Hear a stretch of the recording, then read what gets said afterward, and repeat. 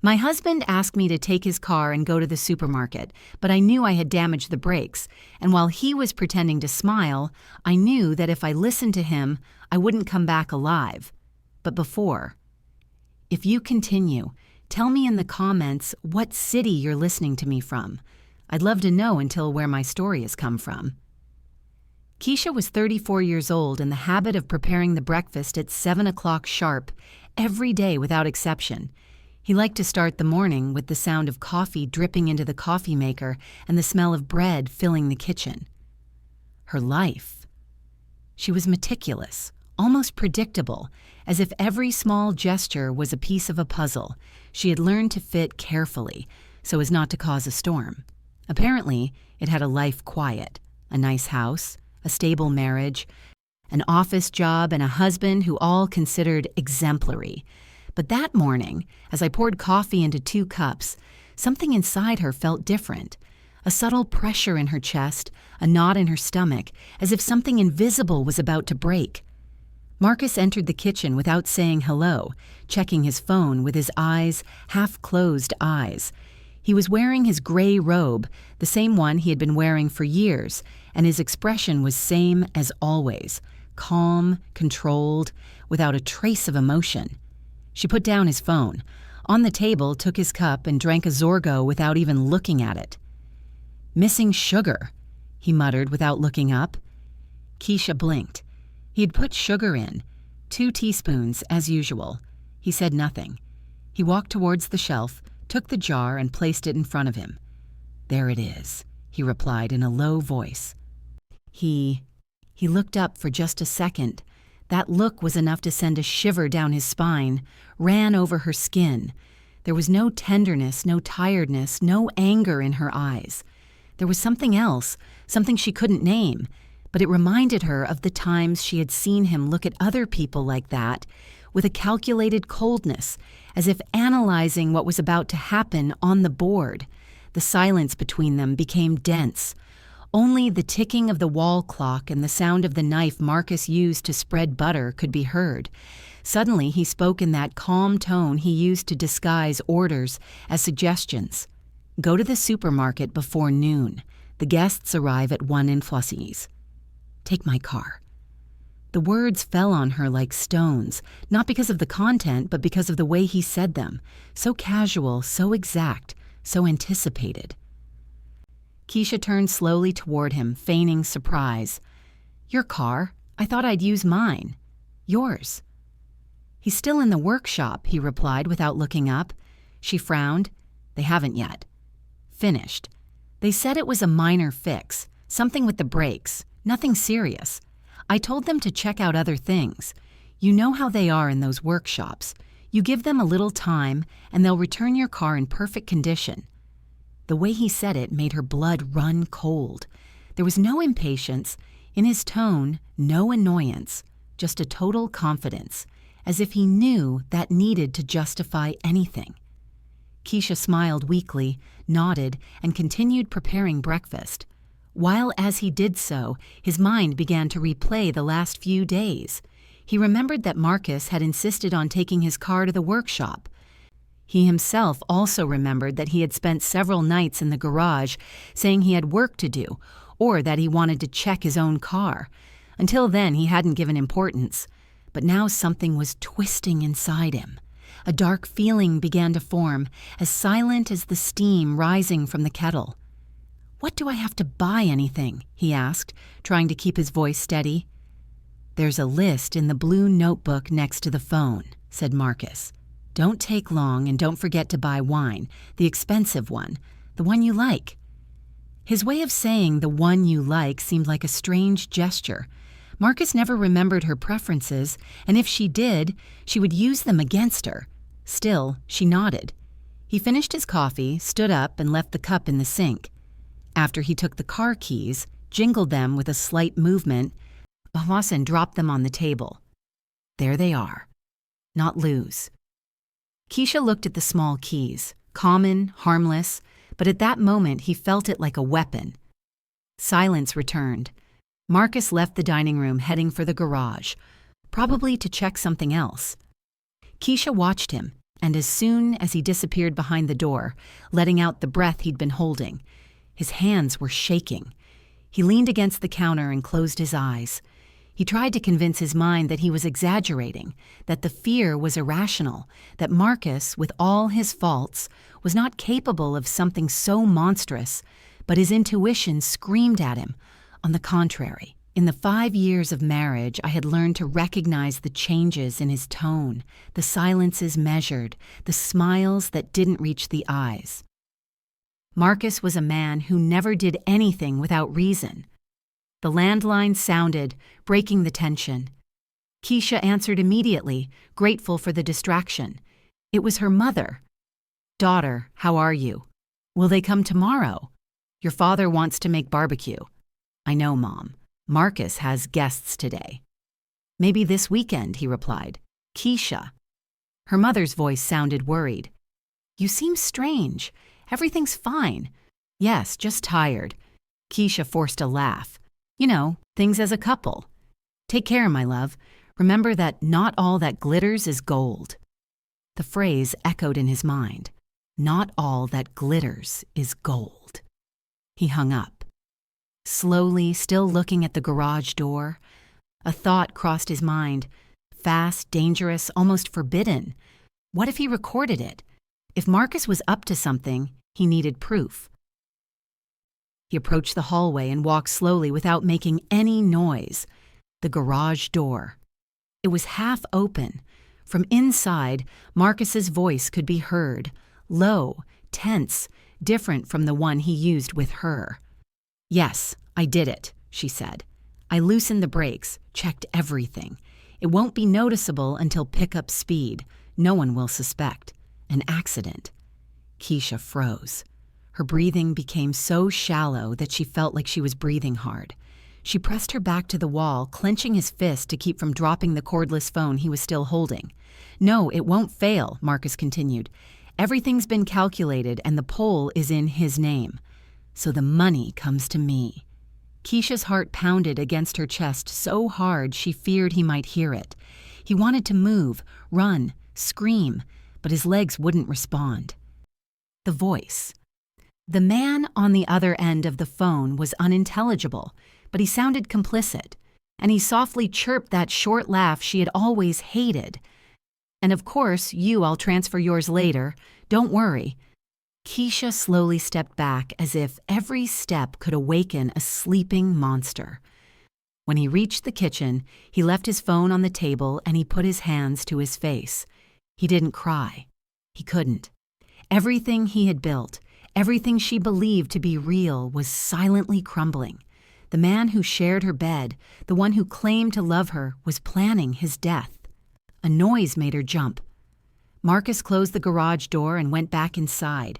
Keisha ran to the fridge, pretending to look for something. Already.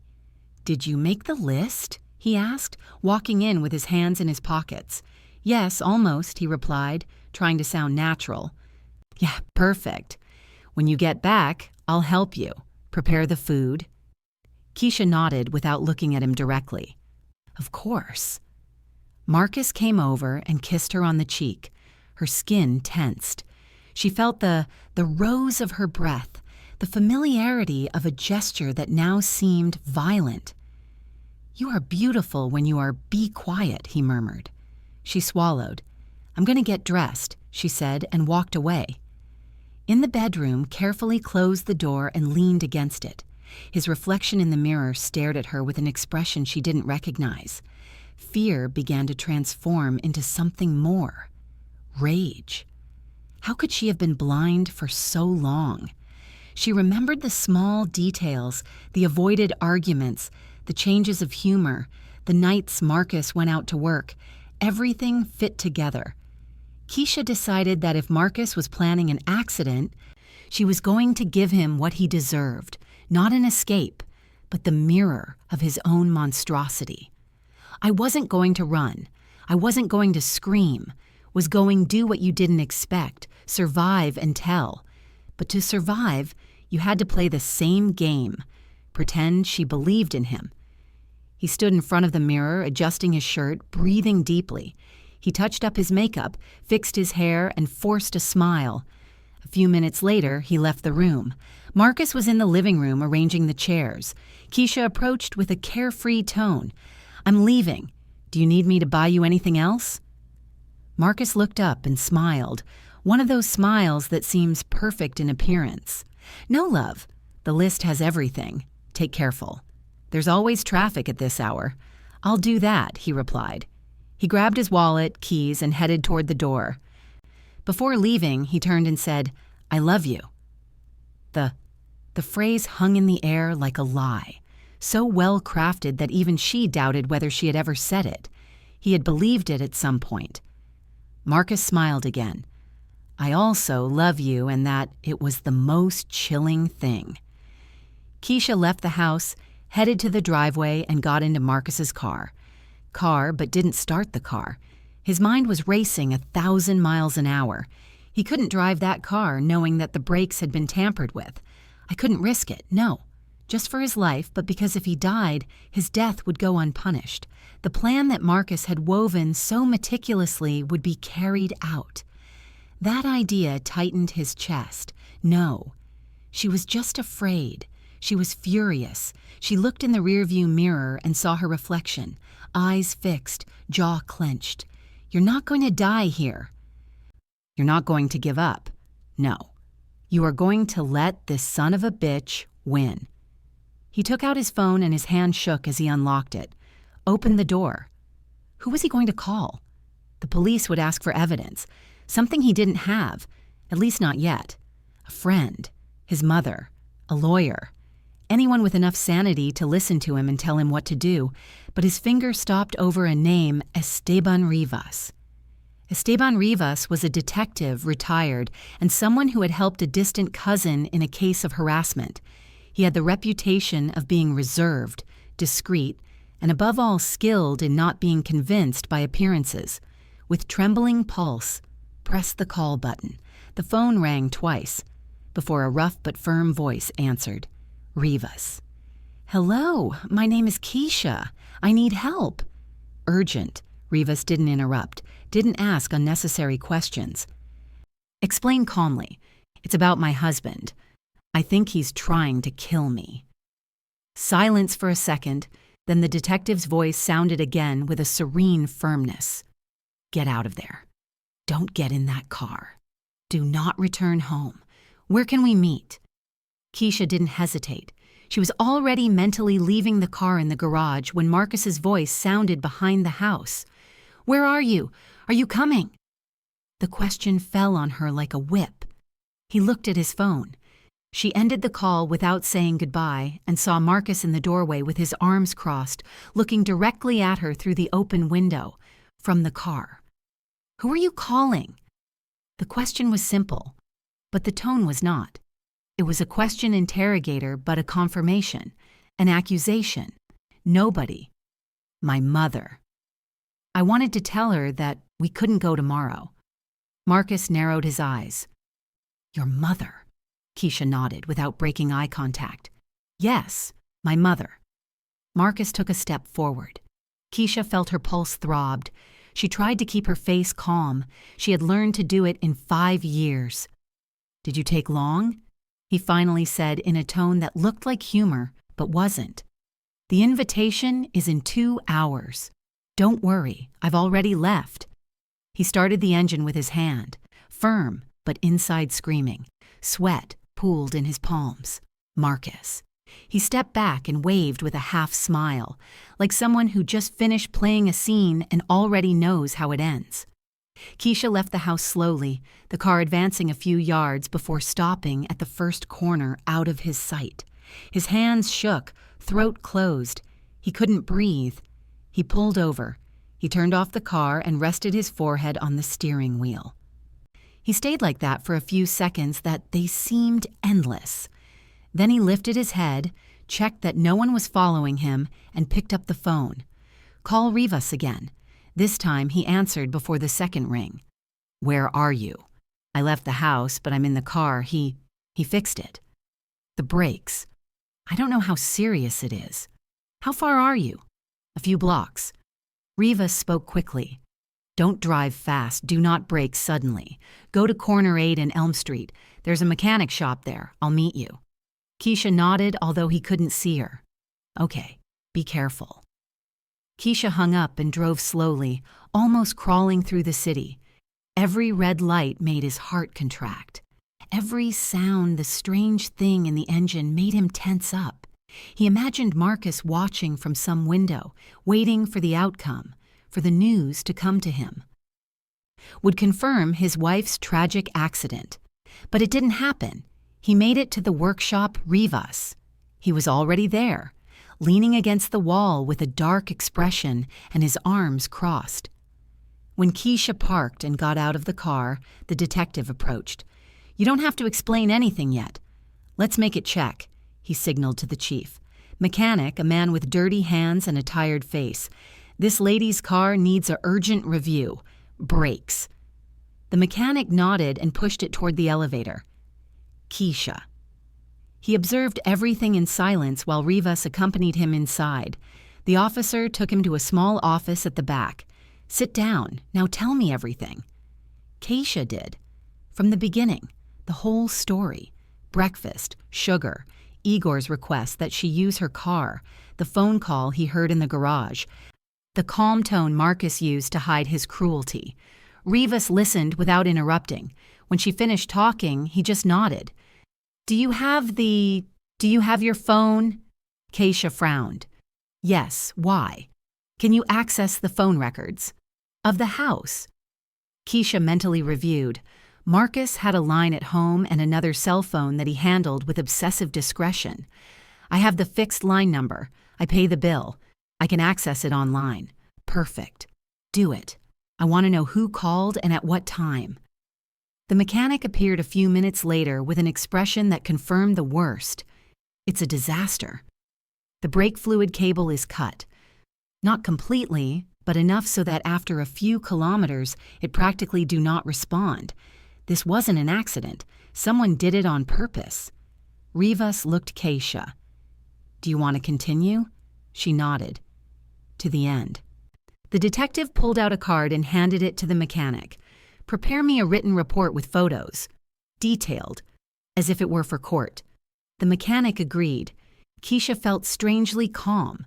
For the first time in hours, someone was on his side. Someone believed him. Rivas guided her outside. "I have a plan, but you have to do exactly what I tell you. I'm going to put it. Listen.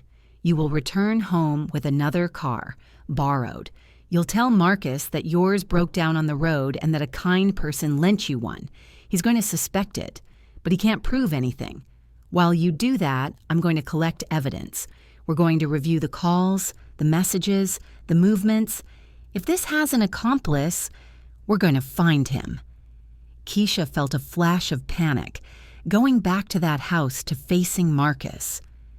"I don't know if I can." Rivas looked her in the eye. "You can do it. But I need you to act. Not yet we have enough to stop him, but we are close. If we play well, he's going to dig his own grave. Don't try to argue with him. Don't confront him. Just follow your routine. I'll send someone to watch. You won't be alone." Keisha swallowed. "Okay, I'm going back." Rivas lent her a gray sedan. Keisha drove toward her house with her chest tight. He rehearsed in his mind what he was going to say. Upon arrival, he saw that Marcus was on the porch talking on the phone. When he saw the car, he hung up abruptly. He walked toward her with a puzzled expression. "Whose car is that? It's not mine. Where is yours?" Keisha remained firm. "He had a problem with the engine. I stayed halfway. A lady helped me. Her husband lent me hers. I'll bring it back tomorrow." Marcus narrowed his eyes. "And my car. He's in a workshop. They're going to call me when he's ready." The silence was sharp. Marcus stared at her, studying her, searching for a crack. But Keisha didn't give him one. She just grabbed her purse and the bags she brought as an excuse and walked past him, inside. He prepared the food as Marcus had asked, smiled when it was necessary and responded calmly, all while his mind spun like tornado. That night, Marcus acted like nothing was happening. He dined, he chatted with his guests, laughed, raised his glass. Keisha played along, Rivas had said. He played his role, and while he did it, watched. He recorded every gesture, every word, every glance that Marcus directed at her.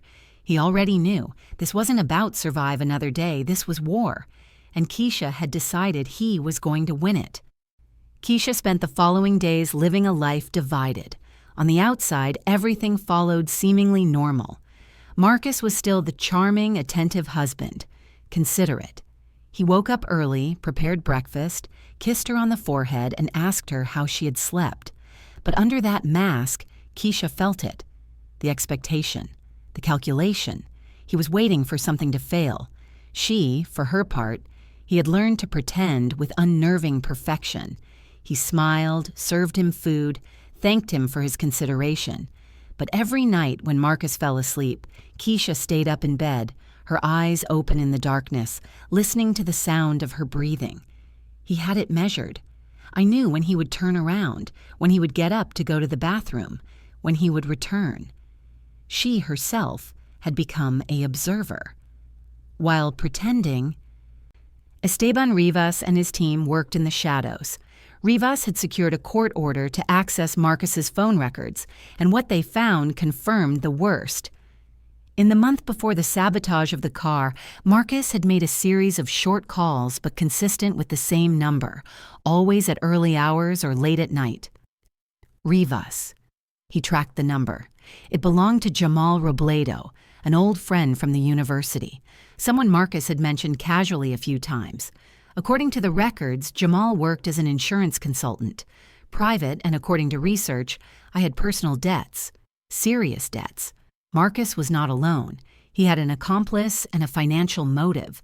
The policy against accidents that Keisha had signed years ago, without thinking much about it, had been modified silently. Marcus was the sole beneficiary.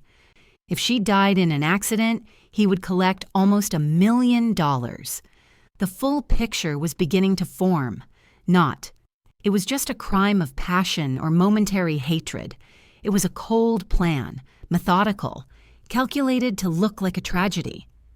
Rivas scheduled a meeting with Keisha in a cafeteria far from home. He brought with him a folder full of documents, call logs, copies of the policy. "This is what I have," he said, spreading the papers out on the table. "It's solid, but not enough to arrest him yet. I need something more direct, a confession, a recorded conversation, something that removes all doubt." Keisha observed documentation. A deep anger was burning inside him. "How did you do it? How is it possible that managed to modify the policy without me knowing?" Rivas pointed to a document. "There is your signature. It's real. You signed it yourself." Keisha frowned. "When?" 3 years ago. It was an update of the coverage. Marcus told you that they had to increase the amount because of inflation. Do you remember?" "Keisha." He closed his eyes. Yes, he remembered. Marcus had put the roll in front of him while having dinner. She had signed without reading. The detective continued. "That day, your life became a financial asset for him, and if my theory is correct, this isn't the first time." Keisha looked up. "What do you mean?" "Mean. We investigated Marcus's history. She had a previous partner, Latoya Prado. They were together for 2 years. She died in 2017 in a car accident. Control loss on a curve. She wasn't wearing a seatbelt. The investigation closed the case as an accident. But guess who collected the insurance? Marcus? Exactly. In those moments didn't attract attention. They were young. The policy was small, but now, with what we know, the pattern repeats itself. Keisha felt like the air was leaving her. Latoya, another woman, another life. How many more could there have been? "I need to confront him," he said. "Not yet." Riva stopped her with a firm gesture. "Yes. Now you move. He destroys everything. We need it to feel safe. He doesn't know we're investigating him. That gives us an advantage. Have confidence in me." Keisha nodded, although everything inside her was screaming. That night, when she returned home, Marcus was in the living room watching a movie. She sat next to him, trying to look relaxed. "Any news from the car?" she asked, without looking at him. "They called me today. Ready tomorrow. I can pass by." "Perfect." Marcus turned off the television and looked at her. "You've been strange these days. Everything's fine?" Keisha smiled. "Yes, everything's fine. Just a little tired." Marcus kissed her the forehead. "Rest. I'll take care of everything." That phrase echoed in her like a macabre promise. I'll take care of everything. As if his life was just another matter pending to be resolved. 2 days later, Rivas called her early. "We need to make him talk. We're going to set a trap for him. Have you thought about visiting your family?" Keisha was confused. "What do you want me to do? I want you to tell Marcus that you're going to spend a few days with your parents. He'll think you trust him again. Meanwhile, I'm going to intervene in his phone calls. If he talks to his accomplice, we'll record it." That same night, Keisha invented an excuse. "Mom needs me. Dad isn't feeling well. I'm going to spend a couple of days there." Marcus. He looked at her with forced surprise. "Now?" "Yes, it's important." Keisha kept calm. "Marcus." He hesitated but finally nodded. "Sure, love. Family first." Keisha packed a suitcase. She left the next morning, but she didn't go to her parents' house. She stayed at a hotel discreet while Rivas and his team monitored Marcus. The same afternoon Keisha left, Marcus made a call. Rivas had his phone tapped. The conversation was brief but lapidary. "She's gone." She finally lowered her guard. Then, "We reactivated the original plan. Wait a few days. When comes back, we'll make sure she uses her car, the one I already fixed. This time, there will be no failures." The voice of Jamal Robledo was heard on the other end of the line. "Are you sure?" "Yes, everything's ready. The insurance is activated. She still trusts me. Rivas recorded everything." Now they had enough, but they needed wait for the right moment. Keisha, sheltered in the hotel, received a call from Rivas. "We have it, but I need you to do one last thing. Come back home. Pretend that nothing has happened. We will act the moment he moves. Are you sure I'll be safe?" "Completely. I'll have 4 undercover agents near from your house. Marcus won't hurt you, I promise." Keisha swallowed. "This is almost over."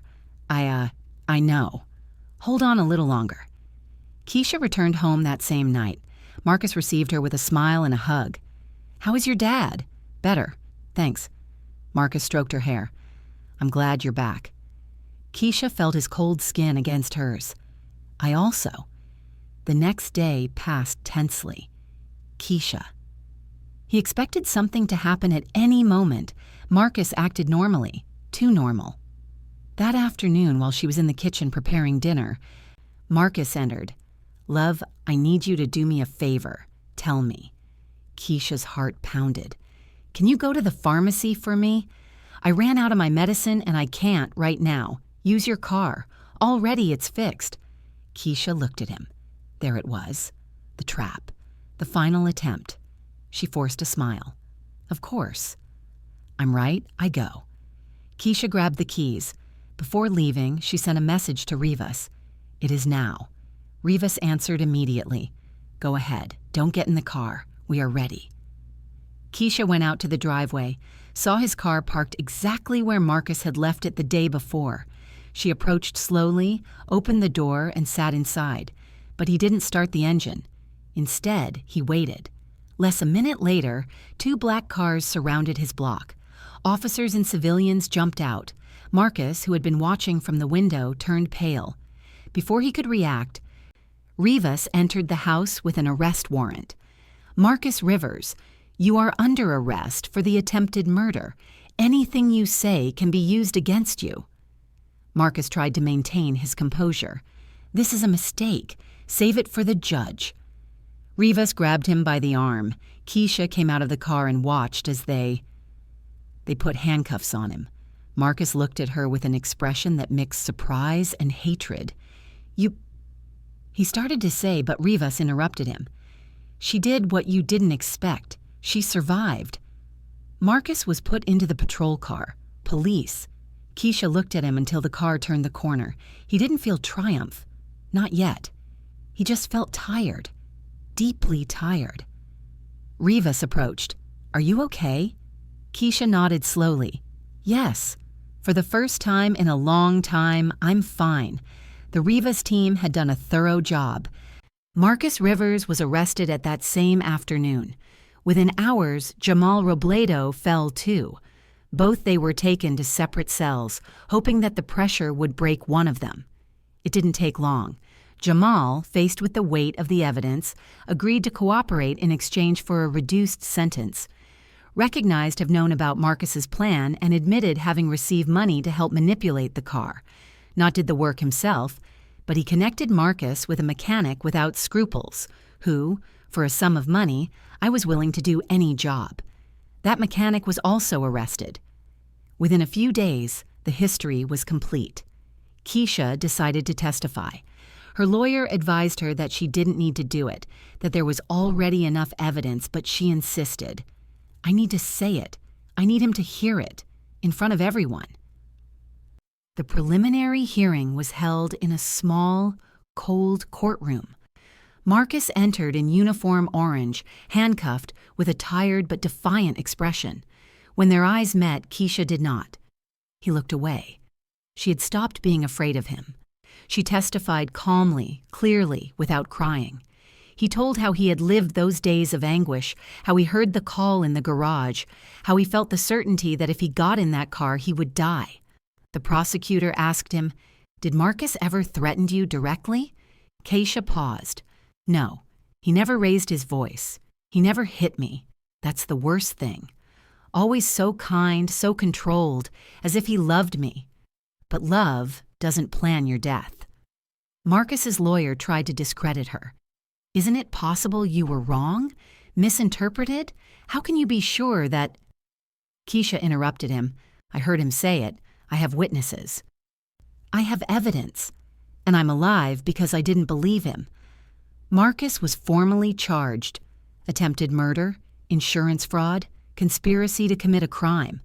The trial was scheduled for months later, but the media had already begun to cover the story. The case of the husband who planned the perfect accident became a local scandal. The program, Crime and Punishment, invited Keisha to tell your story on camera. At first he hesitated. He didn't want to be a public spectacle. But Rivas convinced her. "There are many women living what you lived through. Maybe your story saves someone." So Keisha accepted. She appeared on the show with her face partially covered at first, but midway through the interview, she made a decision. She asked them to show her completely. "I am not. I'm ashamed. I didn't do anything wrong. I want people to see who I am and who I was on the verge of dying because of." The interview was viewed by thousands of people, the phones of organizations that they helped victims of domestic violence, and they exploded. The testimony of Keisha had touched a nerve. Not it was just a story of survival. It was a mirror. Weeks after the interview, while Keisha was adjusting to your new routine, received a visit. It was a middle-aged woman with red eyes and a voice tremulous. "My name is Sophia. I saw your interview. My husband wanted to do the same to me. I didn't know how to prove it. But now I do. Thanks to you." Keisha hugged her without saying anything. She cried, and Sophia cried with her. Both held on as if words were unnecessary. Because I knew it. They both knew it.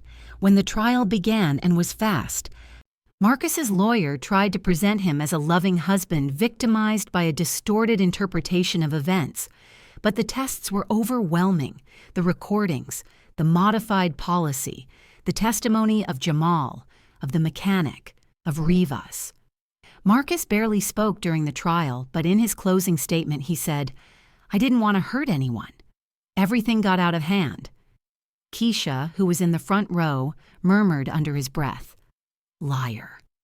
The jury deliberated for 4 hours. The verdict was unanimous. Guilty. Marcus Rivers was sentenced to 18 years in prison without the possibility of parole. Jamal Robledo to 8. When the sentence was read, Keisha did not celebrate. She just closed eyes and breathed. It was finally over. At the exit of the court, journalists surrounded her. How does it feel, Keisha? What are you going to do now? She stopped. She looked at the cameras, slowly but firmly said, I'm going to live. I'm going to live every day that he tried to take away from me, and I'm going to tell this story every time I can so that no one else has to live it. The months following the trial were strange for Keisha. For the first time in years, she didn't have to pretend. But freedom also brought a desolate silence. The house, although safe, was no longer a home. It had been for too long, stage of a hidden nightmare. He decided to sell it. With the money, he bought a small apartment near the center, with large windows and a balcony facing east. Every morning when the sun came in, Keisha sat there with a coffee and a diary. He had started writing, not for publish, not to remember, but to free yourself. He wrote about anger, about fear, but also about the small moments when I had chosen to continue. The decision not to get into the car, the call to Rivas, testimony in court, the act of looking Marcus in the eye and not looking away. He writing reminded him that he was still here, alive. He also adopted a dog, a golden retriever he called Moon. At first he just wanted company, but Lona became more than that. Every morning Lona waited for her at the door with the leash in her mouth. Every night she would lie at his feet. And on days when Keisha woke up crying from nightmares, Lona was there, warm, steady, real. Over time, Keisha reconnected with her mother, who still lived in fear that something worse would happen. They had lunch every Sunday. His father, a man of few words, one day told him, I'm proud of you. You were always braver than all of us put together. Keisha smiled for the first time. In a long time, not from commitment, but from truth. She also started volunteering. Esteban Rivas had put her in contact with an organization that accompanied women in dangerous situations. Keisha didn't give conferences or act as a spokesperson. She preferred something more direct. He sat with them. He listened to them. He accompanied them to file complaints. She held their hands when they cried. Sometimes he simply told them, I understand you. I know how it feels to live with someone who wants to kill you, and I'm here. I survived. You can also do it. One afternoon during one of those meetings, a young woman asked him, How do you forget? Keisha looked at her seriously. You don't forget it. You learn to live with it. It's not the same. The young woman nodded, and she cried. Keisha held her hand. That was enough.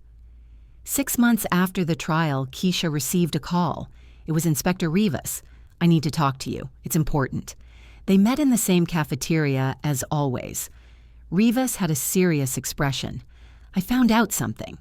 About Marcus. Keisha tensed. What? Rivas took out a folder. You remember LaToya Prado, Marcus's ex? She died in a car accident of traffic. Yes. What about her? We reopened the case. And? Keisha held her breath. There was no seatbelt. Lost control on a curve. Case closed as an accident. But after what happened to you, we reviewed the mechanic's report. Her car also had the brakes tampered with. Keisha felt a lump in her throat. He killed her. Very possibly. But at that time, no one suspected. She had no family. There was no one to demand answers. The insurance was paid without further ado. Marcus received the money and no one asked. Keisha lowered her gaze. Another woman. Another plan. Another life extinguished. How many more could there have been? That's what worries me. Rivas crossed his arms. I'm investigating. But at the moment, there is no evidence of others, although the pattern is clear. Keisha wiped a tear that slipped down without permission. She didn't. He had known LaToya, but he mourned her. He mourned the woman who had not been heard, who had not. He had managed to escape. That night, Keisha couldn't sleep. He thought about LaToya. Imagine your last moments.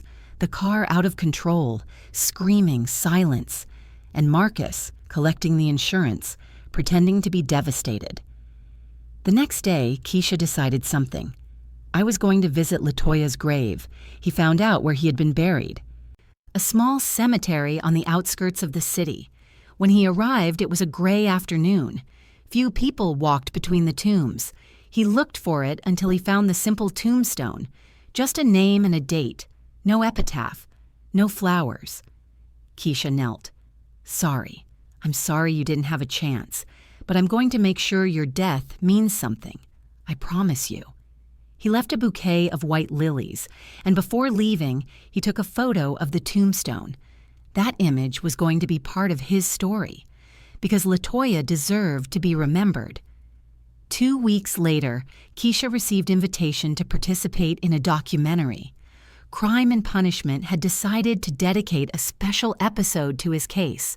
They wanted to delve deeper, interview Rivas, show the legal process, and give voice to other victims. Keisha accepted. During filming, she told everything. Do not, he saved anything. He spoke about the house, about breakfast, about Marcus's tone, about the phone conversation of fear, of anger, of the decision to survive. But I also talk about LaToya. She was his first victim. No one listened to him. No one saved her. And I'm here, in part, because she didn't have that luck. I can't bring her back to life, but I can tell your story. The documentary premiered months later. It had a huge impact. Social networks were filled with testimonies similar. Women who recognized patterns in their relationships, men who, for the first time, they were confronted with their own behaviors. The documentary didn't just tell the Keisha story, opened a conversation, and Keisha began to receive messages. Hundreds. Some were from women who had survived. Others came from relatives of women who had not made it. A message in particular hit him hard. "My sister died in an accident 10 years ago. Her husband collected the insurance. Nobody—" He questioned it. "After seeing your documentary, I'm going to request that the case be reopened. Thank you for speaking." Keisha cried for the first time in a long time. He cried without fear. He cried for all those who they couldn't speak, for those who didn't survive, for those who still sleep with an enemy without knowing it. The interview's viralization forced the media to revive the case. Without giving his name, they talked about her as the woman who escaped the death planned by her husband. Some television programs.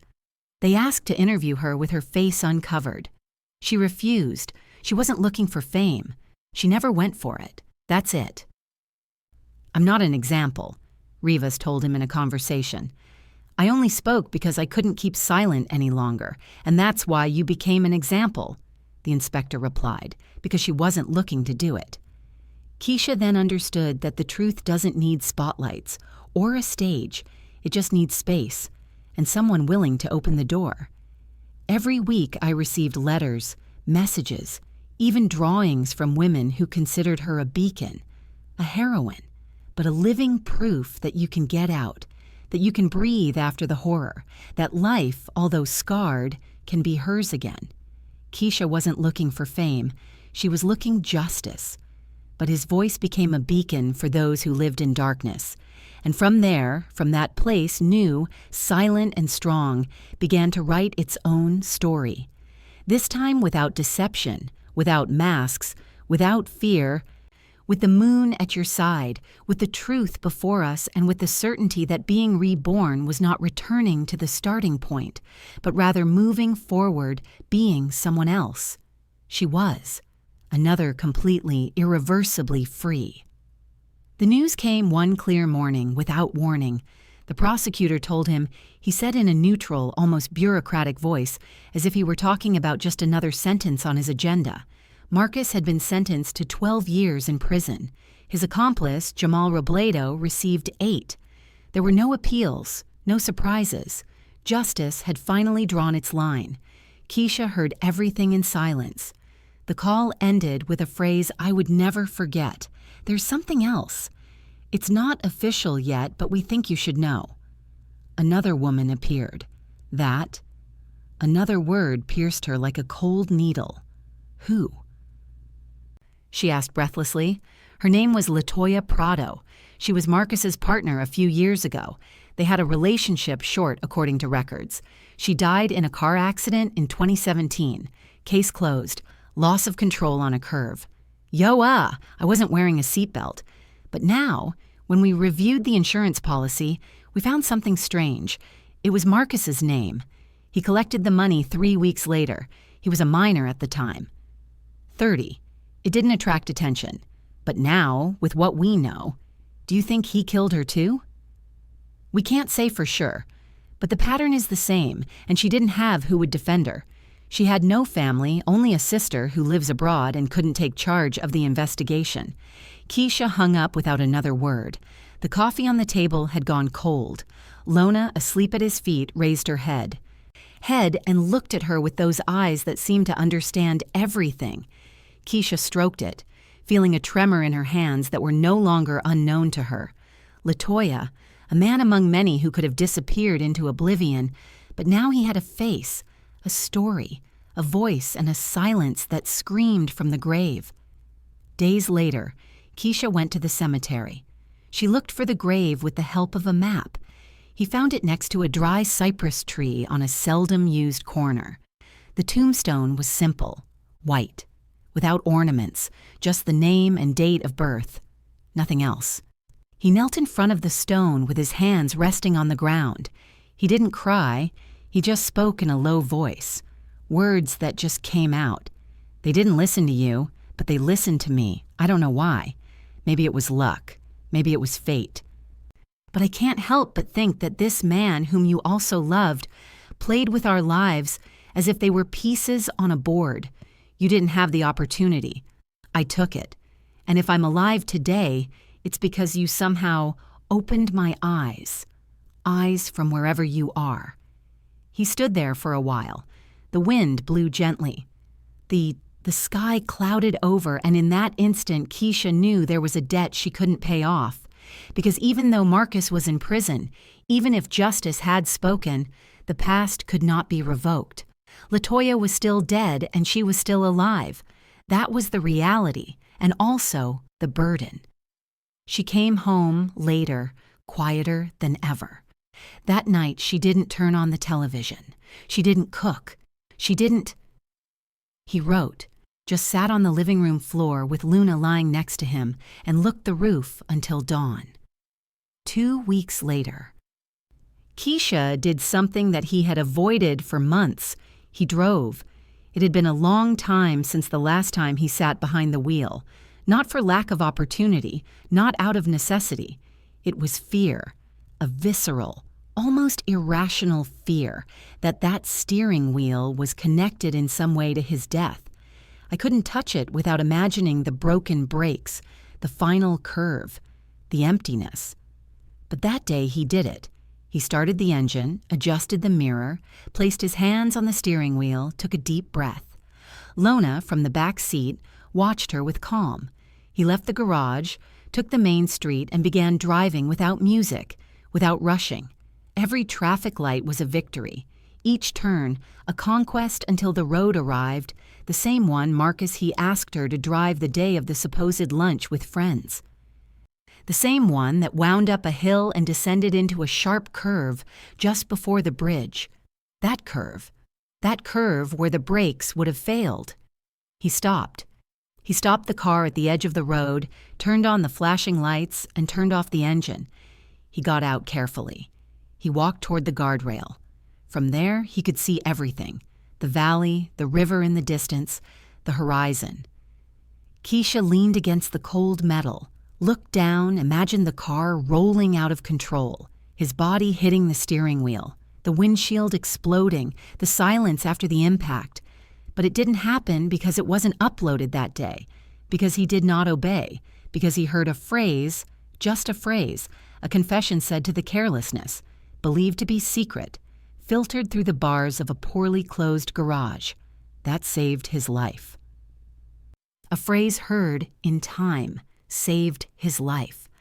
And now, every day, Keisha chooses to live it as if it were her last, because the price of living is not in what is lost, but in what one learns to value after the abyss.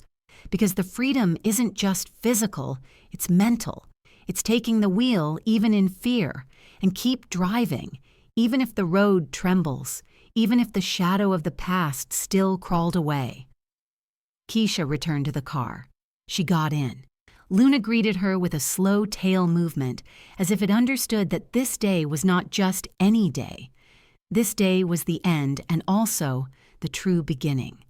If you like this story, I invite you to leave me in the comments what you felt when you listened to her. And if you've been through a similar cheating situation, I'd love for you to share your valuable opinion. There are many people going through a similar situation. We hope their voice lives on in you. Share this story and be part of the change. Remember to tell me what city you're watching this video from. I'd be honored if you leave a like, share the video with a friend or family member, and subscribe to the channel. Don't miss the next story. Amazing thing that's appearing on your screen right now. We have guaranteed entertainment, exclusively for you.